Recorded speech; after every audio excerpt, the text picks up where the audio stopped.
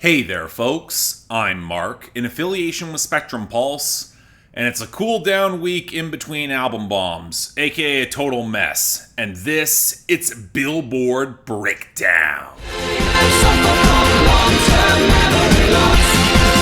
I don't remember. It should be no surprise that weeks like this kind of frustrate me, not because it's a reset to chart equilibrium after all the album bombs, but more that we could be between album bombs with Post Malone likely coming next week, and any shifts here will wind up getting reset again, and a lot of my work winds up feeling inconsequential. That being said, there was a decent more going on this week than I initially realized. Some of it might have a deeper impact, so let's start off with the top 10, where As It Was by Harry Styles clung to another week at number 1, and in this case, really was a margins game, holding a slim radio and streaming lead over First Class by Jack Harlow at number 2, which overtook him on sales and seems to have really narrowed that gap. And it's really just a dogfight between these two, because while Wait For You by Future with Thames and Drake holds number 3 with streaming dominance, it just cannot make up the considerable airplay gap at the rate that it's gaining there. What stands a better chance is About Damn Time by Lizzo rising up to number 4 with its radio traction.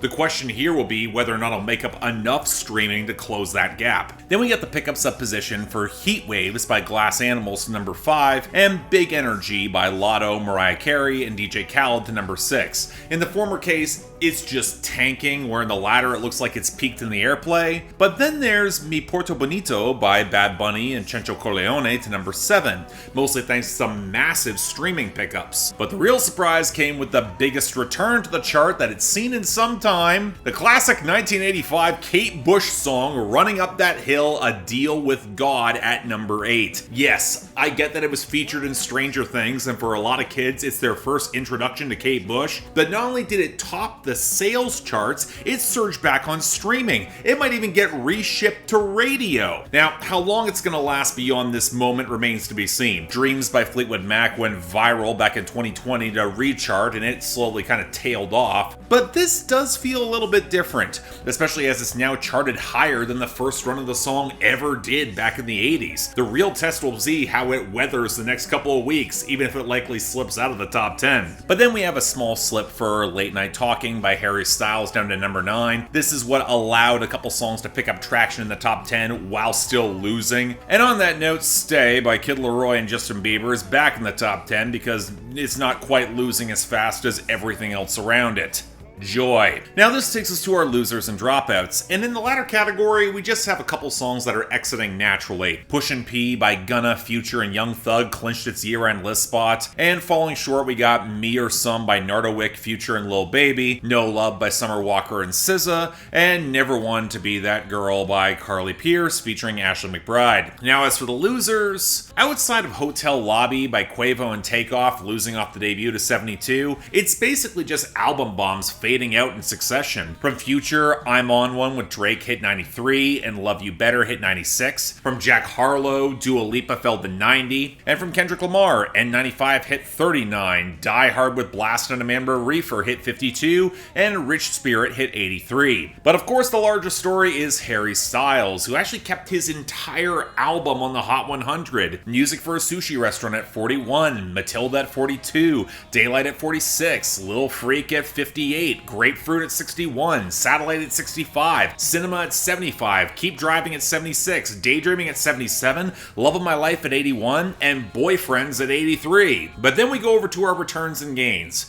And while I already mentioned Kate Bush in the former category, we also saw slight returns for Handsomer by Russ and Caitlin at 92, and Ghost Story by Carrie Underwood at 82. The latter is a lot more indicative of what actually filled in the gaps this week for our gains. Basically a ton of country. From the return last week, She Likes It by Russell Dickerson and Jake Scott to 80. Building on last week's gain, Fall in Love by Bailey Zimmerman rose to 55. Trouble with a Heartbreak by Jason Aldean hit 32. AA by Walker Hayes hit 31. And most exasperatingly, Take My Name by Parmalee hit 23. And Wasted on You by Morgan Wallen hit 13. Now look, it's not all bad news. Numb Little Bug by M. Bayhold rose to 19. Ed Sheeran saw decent pickups for Shivers to 24 and Two Step with Lil Baby to 54. And I'm not about to complain about Carol G getting Provenza to 34 and Mami with Becky G up to 35. But the rest? Boyfriend by Dove Cameron is 16, Super Gremlin by Kodak Black at 20, Sweetest Pie by Megan Thee Stallion and Dua Lipa at 25, Bam Bam by Camila Cabello and Ed Sheeran at 27, and Ojitos Lindos by Bad Bunny and Bomba Estéreo at 36, with Bad Bunny also swinging Effecto up to 50. I at least get why She's All I Wanna Be by Tate McRae picked up a boost to 44, as well as Hold My Hand by Lady Gaga surging up to 53 based on Top Gun Maverick's continued success. Even if I'm still a little shocked the movies continue to do this well, guess we're getting a soundtrack hit. But no more wasting time, we have a lot of new arrivals with absolutely no guarantee any of these are gonna last.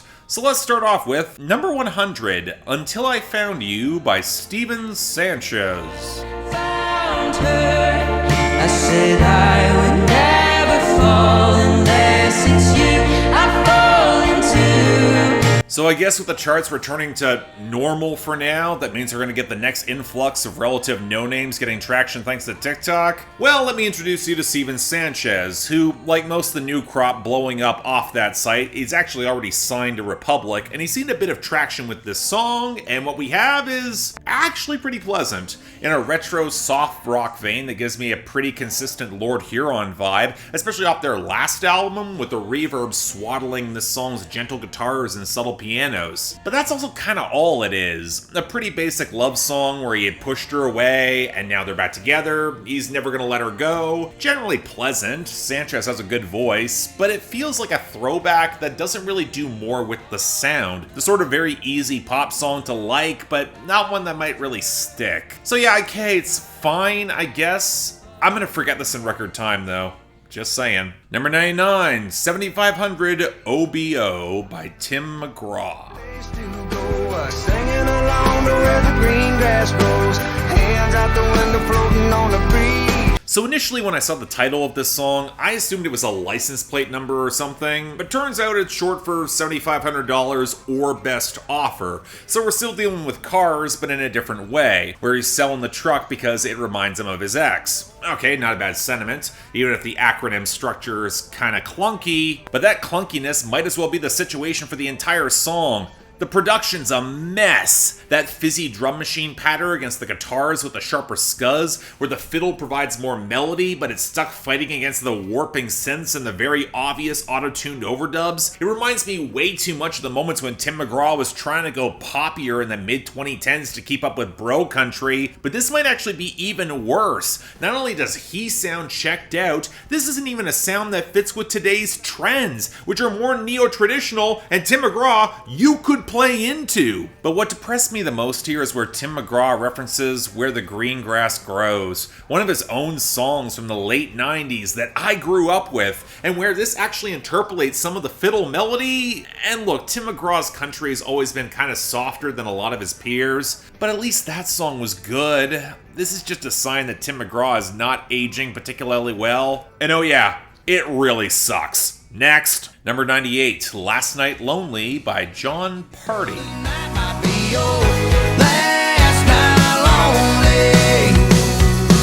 It feels like it's been multiple years now where I've expected John Pardi to take a leap, especially within the wave of neo-traditional country, and it hasn't quite happened yet. A lot of pretty decent stuff, nothing that's really gone over the top for me, and with this new single for the upcoming album, it's not getting there either. Yeah, it's well balanced with the fiddle and the pedal steel, and feels pretty organic, all things considered, as he talks about how this could be the last time this girl in this bar will be lonely, and he sketches out a lot of the possible future lasting if they get together. But even if I would call this a little presumptuous, the song doesn't really take any more steps or go further. I've heard John Pardi make this sort of barroom hookup song a number of times, and when you get that first blaring melodic phrase right at the front, it doesn't really set the mood. In other words, he's just settled back into his niche. It's just not all that interesting. Next, number 97, Wild Hearts by Keith Urban.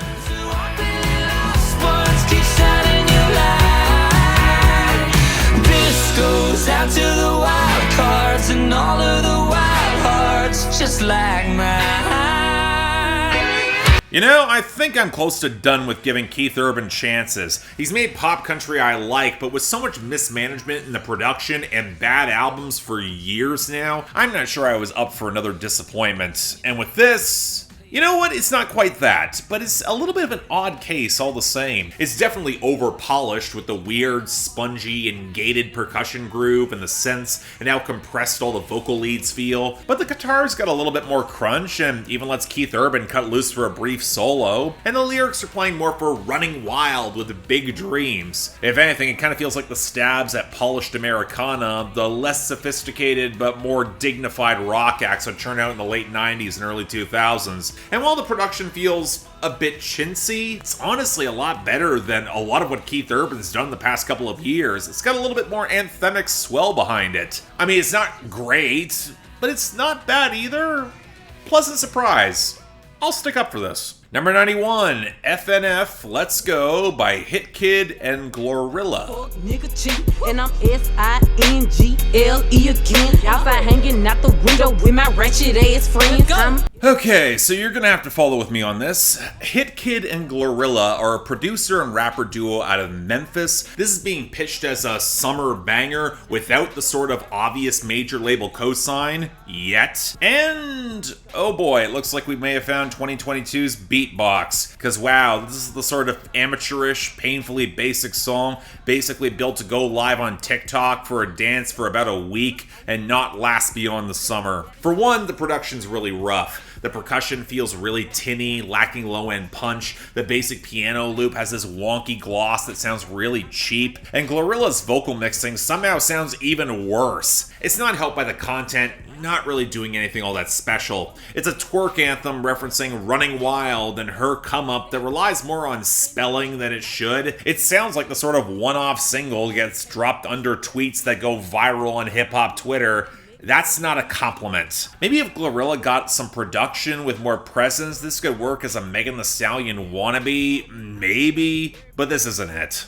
Not good. Number 87, Sunroof by Nicky Youre and dazy. Only got one thing on my mind. You got me stuck on the thought of you. You're making me feel brand new. You're more than a sunshine in my eyes. Oh look, Columbia's got another relative no-name that got some radio traction for this 2021 song, and I literally cannot find much else. He literally has only 3 tracks on streaming as of this moment, and my main channel on YouTube has more subscribers than he does. And it's a sort of chirpy pop cut with a pretty bouncy groove and choppy strumming where, honestly, the first thing I was reminded of was maybe Ty Verdes or AJR. But Nicky Youre isn't as immediately obnoxious in his vocals. Honestly, it's just a pretty basic love song where he's over the moon with even less complexity than that Steven Sanchez track. But again, it's borderline bubblegum pop, especially with Daisy's rather synthetic burbling that barely even passes as a solo. Even if this might be catchy, it's so insubstantial I can't see myself going back to it all that much. At least it's sincere enough to be passable.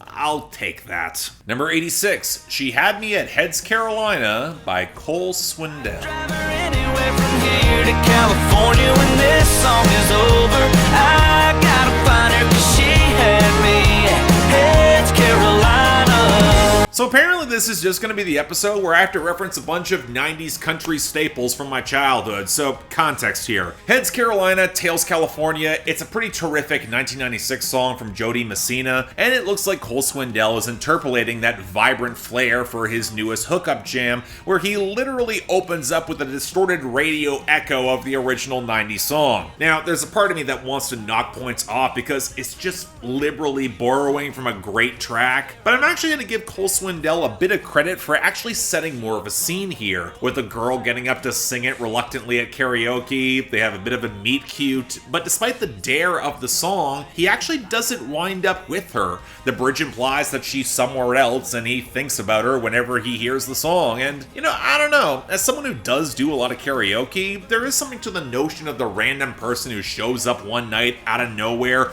blows the roof off the place, and then you never see him again. There's a breezy charm to it that actually really works with this song. And even if the production is a little bit slicker than I would prefer, especially on the hook, Cole Swindell seems to get that he has to have just enough neo-traditional flair with the pedal steel, mandolin, and banjo, and keeping the tempo up lets him capture a lot of that same wonder. So yeah, even if Cole Swindell is copying his homework and nothing else on the album is close to being as good as this, he did it well. And there's enough new here to make it pretty great. I'll take it. Number 71, Potion by Calvin Harris, Dua Lipa, and Young Thug. With a little bit of sex, and it's a potion, yeah. So apparently we're finally going to be getting Funkwave Bounces Volume 2, solid 5 years after the first one, where I remember liking it a solid bit, but leaving with the thought that it should have stuck around a little better. So naturally we get the most obvious collab for this sort of song by bringing in Dua Lipa and Young Thug, the latter of whom has been hopping on this sort of electronic disco music since 2015 with Jamie XX. It makes sense. And yet, maybe it's just too obvious. It's a disco jam with a solid bass line, some nice textured percussion, but neither Dua Lipa nor Young Thug sound all that engaged, and neither can distract from that hideously processed, oily guitar sting that pops up across the entire song. It sounds really weedy and in precise frequency to cut through everything. Why go for that? Especially when you open up the song with all that shredding. You could have had a more lush and layered instrumental. I mean, I'm not sure I would have been impressed with this without that. It feels a little bit more like feels than slide, not a good sign. But that chirping annoyance keeps me from liking this as much as I want. What a shame. Number 60, Die Young by Sleepy Hallow featuring 347 Aiden. Sturdiana, what's a move when I get up behind you? Shorty back, she get it from her mama. I do what I do and she do what she wanna. I gotta admit, kind of stunned that Sleepy Hallow keeps getting decently charting hits. Maybe it's just the circles I follow, but I never see that much buzz or conversation about him, so I wasn't sure what to expect with this. Well, let's get the first problems out of the way. I don't care if 347 Aiden is Canadian on the come up. He sounds like a preteen who can't put any power behind his interpolated hook. It yanks me out of the song every time. Kind of a shame because the production is not bad with the guitar rollick and the reasonably well-balanced drill percussion, and Sleepy Hallow has a good enough flow to carry it.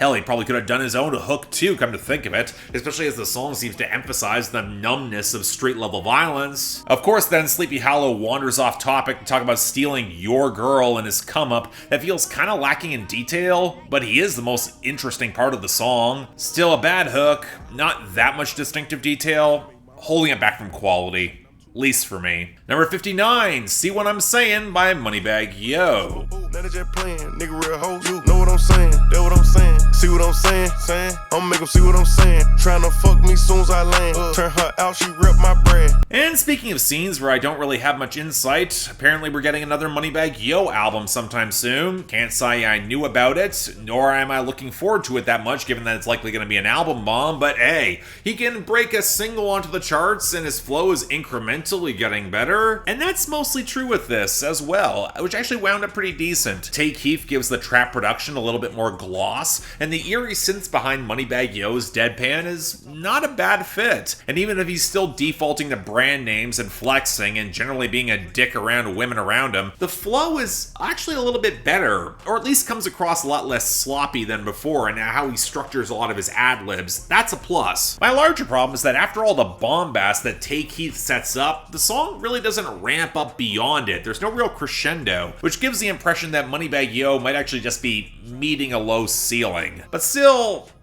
I guess it's fine. I'll take it. Number 47, Sleazy Flow by SleazyWorld Go featuring Lil Baby. They shot, they couldn't save him. We the ones getting busy up in the city, that's on my baby. The odd thing about YouTube these days is that you'll see a rapper whose name you don't recognize on the charts, and then you realize not only are they signed, but they're getting millions of hits per video. He's already got 4 projects out the past couple of years. But then you notice how, despite the lyrics being up on Genius, there's little to no traffic for those projects, and while a few individual cuts have gone viral, probably was the Lil Baby feature that broke this Kansas City rapper through properly. And now having heard the song, yeah, I'm not sure there's much to this. The spare bassy mix off the piano loop, how the vocal mastering is very obviously different between SleazyWorld Go and Lil Baby, to the point where you can probably tell the latter just mailed in his verse. And none of the content's that interesting either. SleazyWorld Go has some menace in how he tries to keep his business off of social media, the smart thing to do, but it's often the same gunplay and stealing girls I've heard so often, and nothing in the flow or lack of hooks is all that interesting. I'm not sure what's actually here that 21 Savage just doesn't do better. It's just kind of forgettable. Let's move on. And finally, number 22, True Love by Kanye West and Xxxtentacion. Thought I'd die in your arms, I thought I die in your. It's coming up on 4 years since Xxxtentacion died. They're still farming out fragments of music to anyone to get the last clicks possible, and of course Kanye got on board again as this becomes a single promoting Donda 2. Guess he already made his profit with the faux exclusivity on the stem player. Now he's gonna be pushing it to the public proper. Cause he was always gonna do that. And that's the thing. There's nothing remotely surprising about how Xxxtentacion's voice sounds run through a half dozen filters to make it passable, to then surround Kanye's one verse, where he's once again ranting about Kim Kardashian and separation from his kids, where they're not wearing the right Nikes, they should be wearing Yeezys, and they should dig a tunnel to the house where he's at so he doesn't have to feel like he's borrowing his kids and scan them like a barcode when they go back. And I can't be the only one who finds this just gross and dehumanizing at this point when he's talking about his children. I get the sentiment that Kanye West is trying to express, that his love for his kids should not be complicated, conveniently ignoring all the parts he played in the split from Kim, but whatever. And you know what? I'll even support some of the percussion from Mike Dean on the song. But the more Kanye has slathered his bad dad divorce drama on every verse he drops, the more disgusted I feel. I feel bad for the kids. It just feels cheap and exploitative. And I'm thoroughly sick of Kanye West stans giving this manipulative crap any attention in the charts when it belongs in therapy. Or the courtrooms. And yeah, easily the worst song of the week, with this honorable mention going to 7500 OBO by Tim McGraw, because he should be way past making songs like this by now. But the best of the week, yeah, Cole Swindell with She Had Me at Heads Carolina. With honorable mention, kind of a toss-up, I'm gonna go with a tie with Until I Found You with Steven Sanchez, pretty much on just the production and texture, with Wild Hearts by Keith Urban, which is not produced well at all, but at least there's a melodic core to it. That's a nice surprise. I kinda dug it. Next week though, we'll have to see if Post Malone actually comes through. I have my doubts given his label situation. Check out my review of his album if you want to know more. But until then, I'm Mark, you're watching Billboard Breakdown, affiliated with Spectrum Pulse. And I'll see you next time.